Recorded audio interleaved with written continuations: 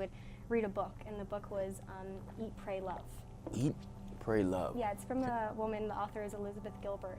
And it was essentially a story. It was really about her own life and how she kind of went through a point in her life where she did everything by the book. She got married after college to her sweetheart, and a series of events led to there, and she realized one day she wasn't happy, and that she went on to an exploration to eat, pray, and love. So she went to Italy, she went to India, Bali, and this is basically went to go, create her own balance and find herself. We will get you on this show, talk about your dreams, aspirations, goals, whatever you want to discuss that's going to help somebody get better.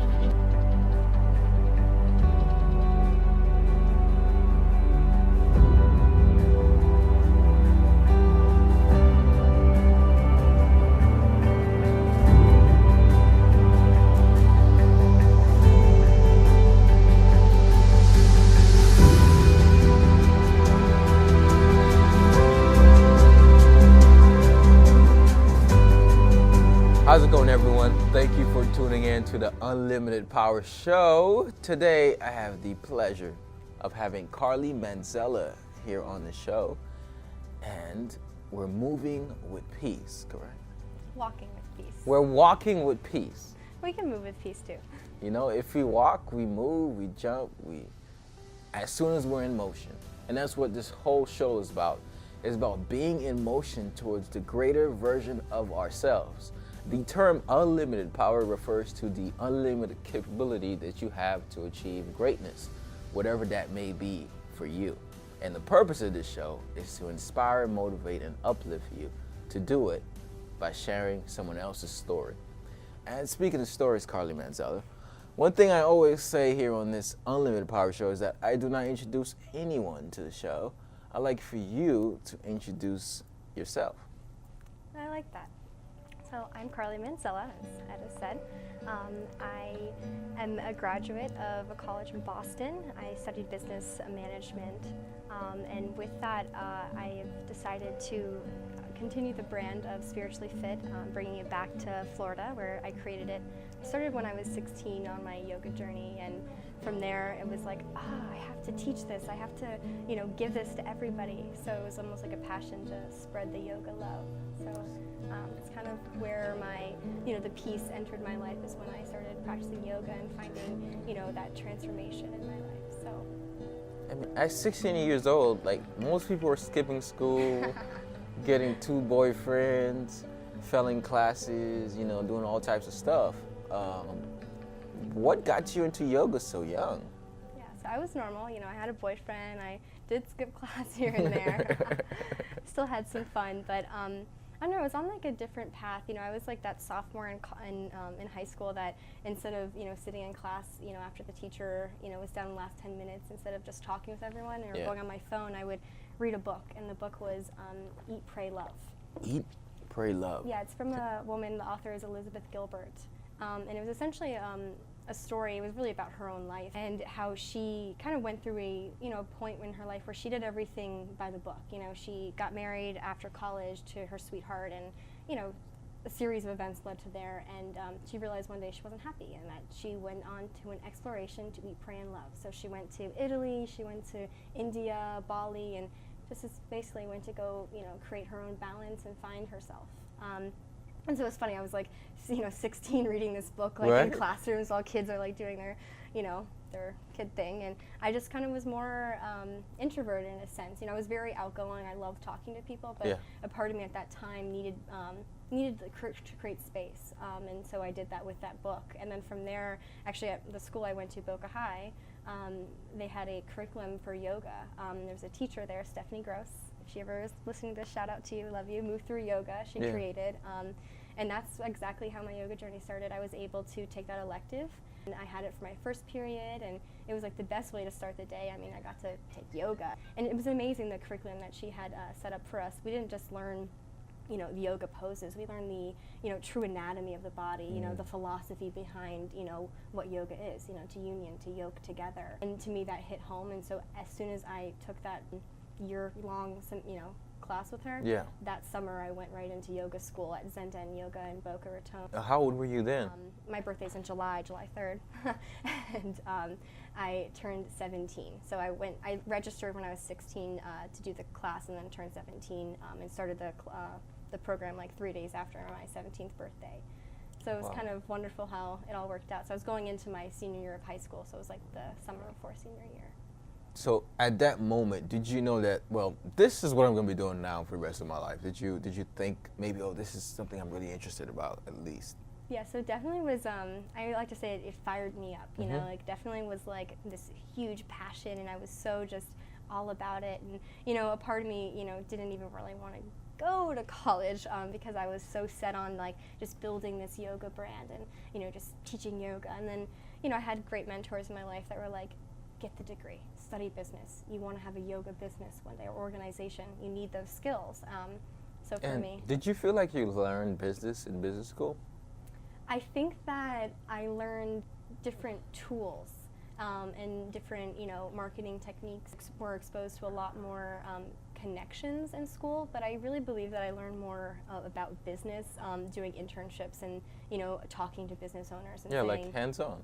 Hands-on, exactly. Actually, like hearing their experience, and you know, actually, you know, instead of just reading a book and saying, oh, okay, well, you know, statistics. You know, I didn't always, you know, gear to that, but I learned a lot, obviously, in business school. But that's awesome. I think the real life is a little bit more of a true experience into what business is actually like. Yeah, and what you said, that this person told you it's great to have a craft, but find a way you can make money out of this. Find a way you could join in yoga with business. So how has this impacted you now, and what ventures are you taking to launch a successful brand, a successful business? Because us as solo entrepreneurs or just practitioners, we like to do what we like to do. Like, we like to be in the craft. We like to, if we're a painter, we like to paint. If we're a personal trainer, we like to train, but we don't want to handle the business side. Right. So what is your vision now for your brand, and what are you doing to create that? Yeah, thank you for asking that. So right now I'm in a period where I am finally have the time, you know, so I was just in college for the past 4 years, and I'm at a point so exciting that I have time to devote to this business and to building that brand. So it's kind of been a little on standby for a little bit. I worked on it here and there, you know, explored a little bit with professors over the years, but I never, you know, was in Florida enough to truly be able to integrate. So now I'm here, and what I've been doing is, so, you know, networking with, you know, different people in Boca Raton, Delray, the South Florida area in general, and just getting to know, you know, where they are at in their own yoga journey, and what they're, you know, looking for. You know, what I'm asking questions like, what makes you happy? You know, why do you feel that way? Like, what can we do to, you know, help you? I'm a solutions-focused mindset right now, so I'm really just looking to see like what need people, what the need is for certain people that I'd like to. Like my market, essentially, that I'd like to work with. So people that are on the go, that feel like they are, you know, always, you know, rushing from place to place, that they don't have time to do yoga or to meditate, you know. So that's why I created something like Spiritually Fit. Spiritually Fit? Yeah, so Spiritually Fit is the brand that I created when I was 16, and kind of carried it on and held on to the authenticity of it and my intention of creating it for the past almost 5 years now, and it's almost been like I've been waiting, you know, for the right time to let it. Make sure you trademark that. I know. Before Facebook Live. No, I was just looking at that right now. Thank you for that. When I leave here, I will make sure that happens. I'll go home.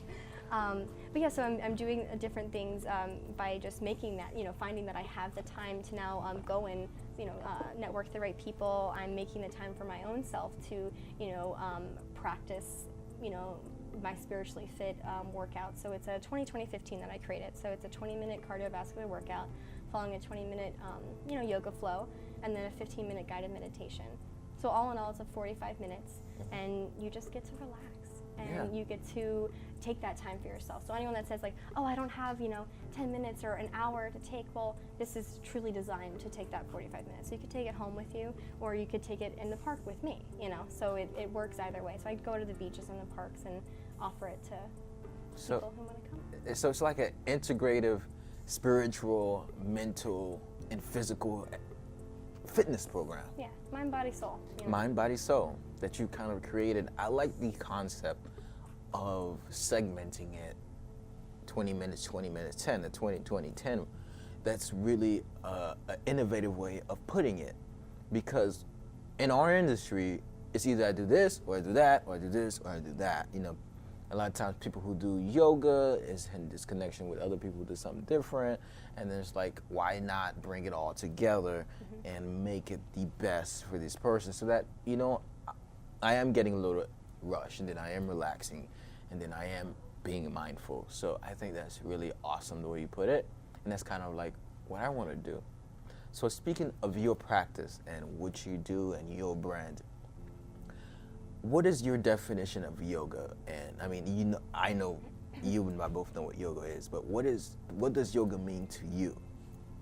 Yeah, that's such a powerful question. So a lot of people have asked me that, and I feel like every time I give, you know, a different, more authentic version, because I actually every day I'm finding out what that means. So like, you know, my yoga journey is always evolving. I'm always, you know, every day I wake up and I'm like, oh, you know, I'm still, you know, Carly Jane Manzella, but I'm improving. I'm better than I was yesterday, you know. Yeah. I wake up and I wish and I do things in my life to help me be the best version of myself that I can be. So I can, in turn, you know, be the best, you know, friend to you and to everyone else, be the best daughter I can be, you know, best teacher. Yeah. So that's, kind of lost my train of thought there. Definition of yoga. Definition of yoga, To thank you. So my definition of yoga, you know, my definition of yoga, you know, I can give you the book version. It's to yoke and to union, and to me, it's about connection. It's about my community. It's about sharing your love and your peace. You know, so for me, I can have a solo practice and practice at home and have a great time, but I enjoy going to studios, going to the, you know, yoga in the park that we have in Meisner, or even on New Year's Day when, you know, Leslie Goodman at Yoga Journey hosts something big, you know, and thousands of yogis come out in Boca Raton in Meisner Park Amphitheater, and you just see everyone practice and sharing that practice, you know, and I think so that component to me is what yoga is, that sharing of, you know, the challenge of sometimes, you know, we're not always going to be able to be aligned and be balanced and, you know, always be this, you know, it's hard in the yoga world, you know, everyone always is like, oh, yogis always have to be positive. They always have to, you know, let it be and, you know, let it go, all that stuff. And at the end of the day, I think you have to be real. Like, we're human beings, you know. Like, I'm gonna say curse words sometimes. You know, whoever I may lash out on knows that it's just me. You Fuck. Know? Yeah. We're gonna bleep that. But it's just sometimes, you know. It happens, Yeah. you know. Like, we're all human beings. Speaking of stench, like, how have you dealt with the misconceptions of yogis and people's predetermined idea of who you're supposed to be? Like, oh, this is it's like people have. How can you debunk their misconception of what yoga is? Tell them right now. Tell them right now. Just be as real as you can. Like, if you're in a class and you, like, you know, just feel like, you know, you're in a pose and you're like, fuck, this sucks. Like, just be like, you know, just say it. Like, just be like this, you know, just be honest with yourself, and in turn, like, you're able to be honest with people around you, the world, and everything just becomes more like, wow, we can all just be authentic and not just like be like, oh, we have to be happy. And in this posture, like, you might be like inside, like it might really hurt your knee or something, but you're still like in it. Like, listen to your body, you know, Yeah, like exactly. kind of things, So know? think of the physical too. Yeah, let that ego go. You Yeah, know? let the ego go. Let's deflate it a little bit. You know what I mean? Because yoga is a form of healing, you know, and let's go deep into yoga. Let's go deep into the practice.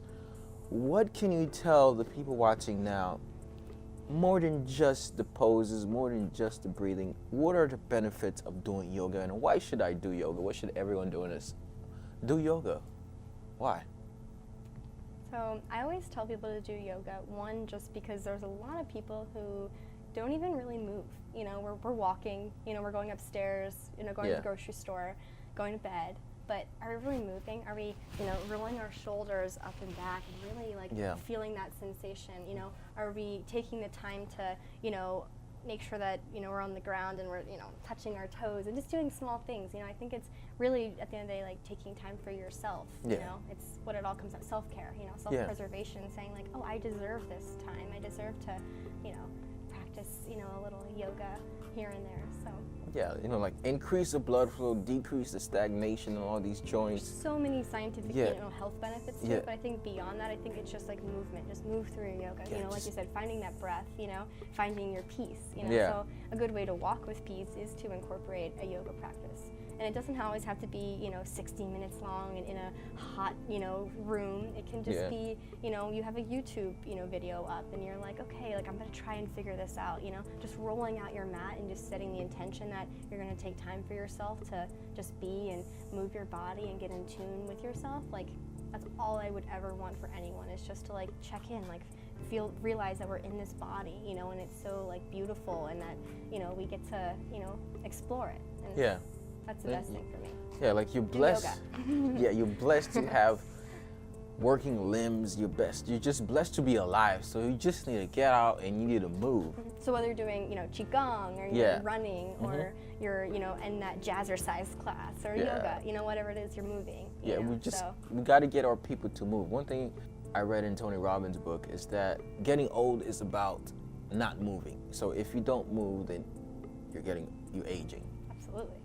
And the absolute result of not moving is death.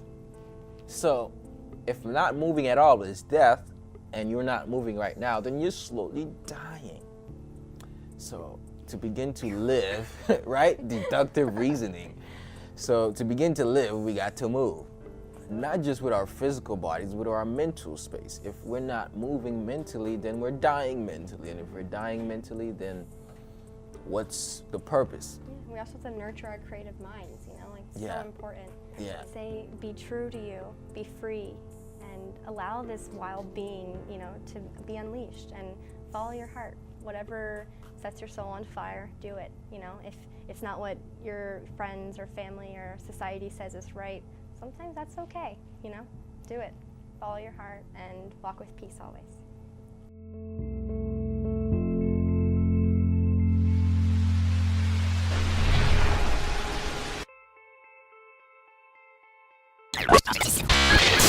Please be sure to like, subscribe, and share this video.